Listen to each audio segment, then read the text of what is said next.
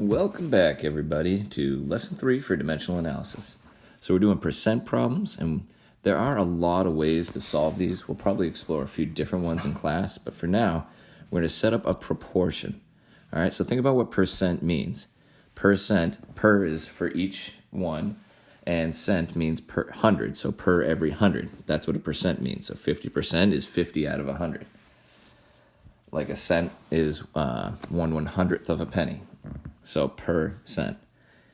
We're using this proportion where the part, which in this case, 113 out of 154 is what percent? We're missing the percent, so that's where we put the x in our little proportion here, setting it up like this. You can always cross multiply, but if x is on the top, it's actually easier just to directly solve for x by multiplying both sides by 100 in this case. Doing so gives us 113 out of 154 is 73.4%. Here we're given everything except the part. We always have the 100. So we plug it into our proportion. The part over the total equals 91% out of 100%. Multiply by 120, we can directly solve for x. All right, so here's the part.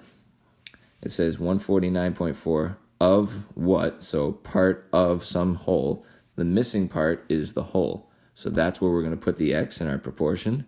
Now we have to cross multiply to solve, which gives us this, and then completely solving, we get x equals 189.11, which generally the total is going to be more than the part, or the whole is going to be more than the part, except when we have something like this.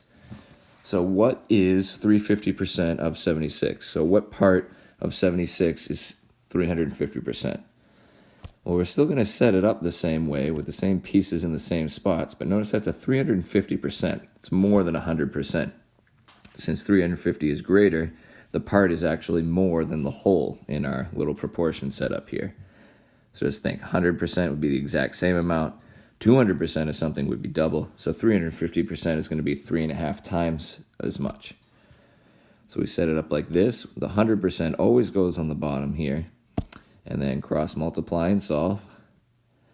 And we get 266 would be 350%, or 3.5 times 76.